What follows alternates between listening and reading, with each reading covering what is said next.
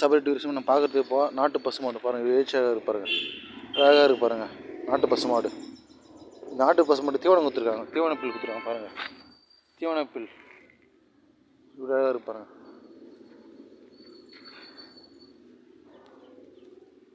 இப்படி பாருங்கள், எழுச்சியாக இருக்கு பாருங்கள். தீவனப்பில் போட்டிருக்காங்க, அந்த கீரை இலை காய்ந்த புல்லுலாம் நிறைய போட்டிருக்காங்க, சாப்பிடுது பாருங்கள். அழகாக இருக்கு பாருங்கள். கால்நடை விவசாயத்துக்கு முக்கியத்துவம் கொடுங்க. வாழ்க விவசாயி, வளர விவசாய பெருங்குடி மக்கள். அழகாக இருக்கு பாருங்கள். அதாவது இது மாடில் குறைஞ்சபட்சம் ஒரு நாளைக்கு 3 லிட்டர் பால் கறக்கும்.